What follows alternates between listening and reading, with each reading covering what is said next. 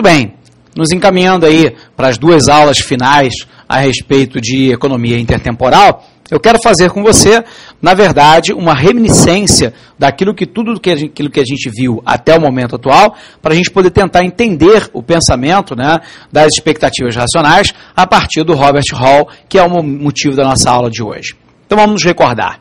Na verdade, nós partimos do início do pensamento do Fisher, lá na década de 1930, onde, na verdade, ele faz uma análise a respeito da escolha intertemporal entre o consumo do momento presente, dada uma redução da poupança, ou ainda a redução do consumo no momento presente e um aumento, né, do consumo em termos futuros.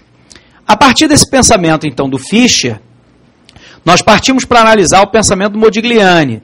E, na verdade, você se recorda, né, que o Modigliani vai trazer uma série de variáveis para esse pensamento do Fisher. Dentre eles, a nossa propensão marginal a consumir no momento presente e no momento futuro, dada, na verdade, uma restrição orçamentária, dada, na realidade, um outro lado, a taxa de juros, que pode ser mais elevada no momento presente do que no momento futuro, incentivando, portanto, que ocorra no momento presente um aumento, né, da poupança com uma redução do consumo, e, por um outro lado, em termos futuros, quando nós sabemos que a poupança será igual a zero, que é o período da senilidade, eu possa, na verdade, ter mais consumo, porque o consumo no futuro, então, será me dado pela renda poupada no momento presente, mais a remuneração de juros, mais a renda futura esperada.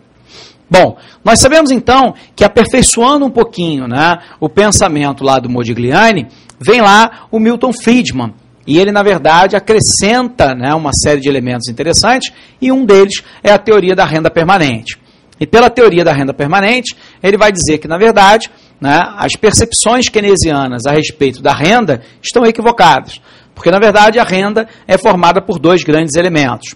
De um lado, nós temos a renda que nós chamamos de permanente e que, portanto, tenderá a não variar em termos futuros. E, na verdade, nós temos um outro componente da renda, que é a renda que não permanece, ou que é uma renda eventual, né, que é uma renda variável, né, no momento presente, como, por exemplo, a remuneração ou bonificação por vendas, ainda, né, prêmios que você receba da Receita Federal, ou ainda a participação dos lucros numa empresa, né, bonificação de qualquer outra natureza e por aí vai.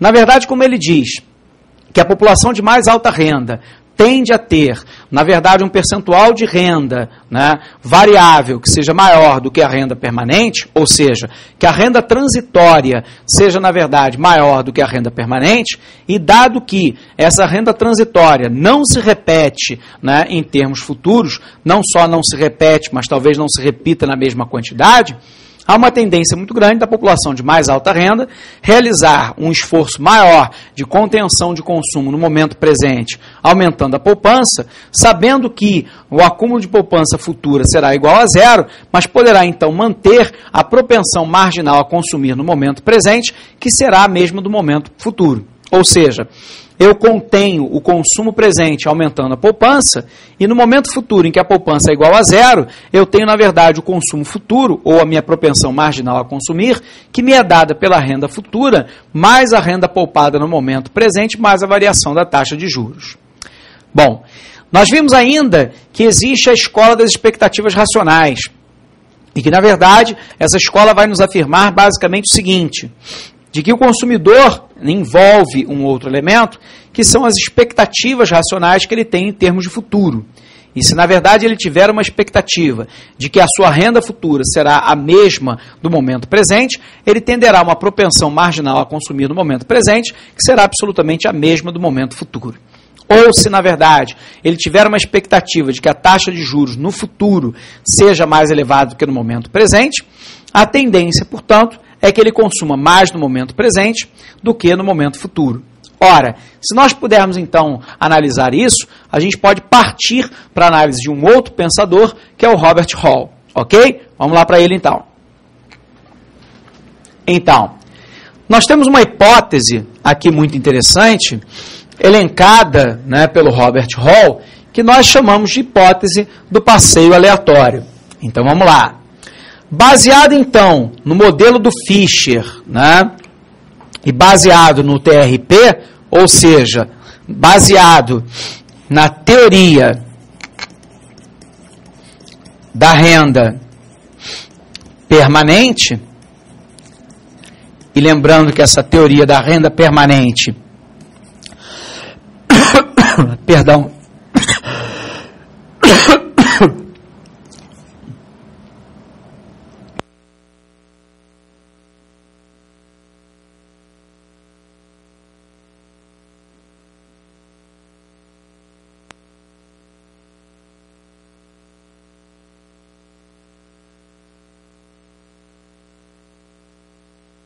considerando assim a teoria da renda permanente que foi estipulada lá pelo Milton Friedman, em que nós sabemos que os consumidores baseiam o consumo na renda esperada, Robert Hall vai adicionar a hipótese de expectativas racionais de que os agentes, segundo ele, usam todas as informações disponíveis para estimar o comportamento futuro das variáveis como a sua própria renda.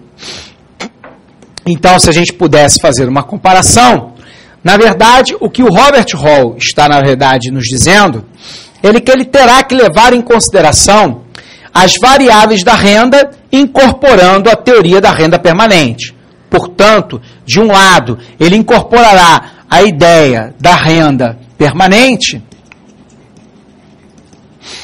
e do outro lado, da renda transitória do Milton Friedman. Se assim é, diz o Robert Hall, né, pela hipótese das expectativas racionais, se eu tenho uma perspectiva de que a minha renda permanente e a minha renda transitória no futuro será absolutamente a mesma do que no momento presente, logo, a minha propensão marginal a consumir no momento presente será absolutamente a mesma do que no momento futuro.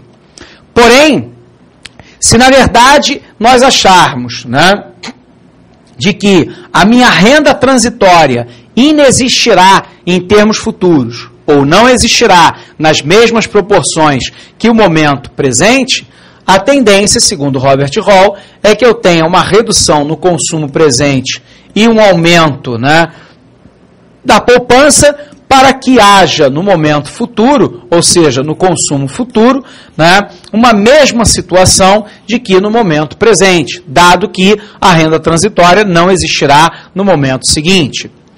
Podemos colocar isso para você de uma outra forma. Para que a escolha ótima de consumo, que você se recorda, se refere, né, à quantidade de utilidade máxima que um consumidor pode obter, dada, na verdade, a sua restrição orçamentária, então, para que a escolha ótima de consumo seja consistente, as funções de utilidade marginal devem ser absolutamente iguais. Então, nós sabemos que EC será igual a consumo, E menos mais 1T. Tal que uma surpresa que pode acontecer no futuro, que seja imprevisível, mas essa surpresa possui uma distribuição conhecida, que são as expectativas racionais. Ou seja, eu posso ter uma surpresa futura de que, na verdade, a minha renda transitória entre num processo de decadência. Mas, dadas as expectativas racionais, eu sei, e se eu sei, ou se eu tenho a expectativa de que minha renda transitória no futuro entrará em declínio, a tendência de eu reduzir o consumo presente e aumentar a poupança. Se, na verdade, né, a renda futura me é dada, né, se o meu consumo futuro, corrigindo aqui, se, na verdade, eu sei, aqui.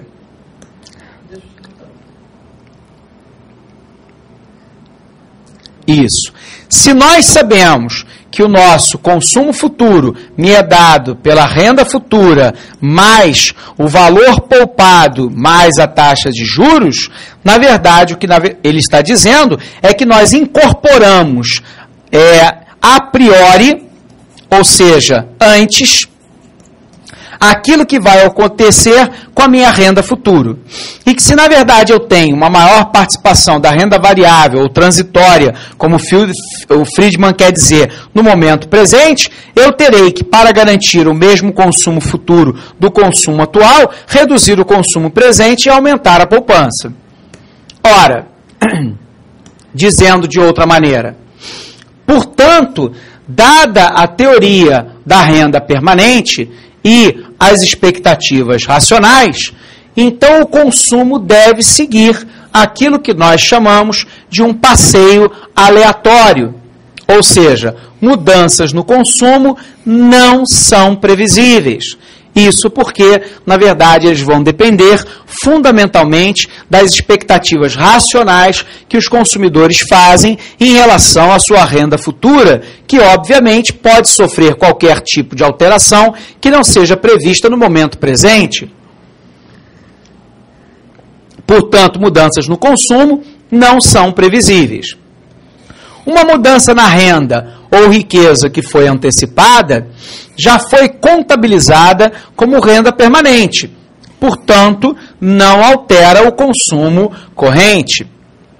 Segundo Robert Hall, apenas mudanças não antecipadas mudam a renda ou a riqueza, que alteram a renda permanente esperada, irão, de fato, alterar o consumo.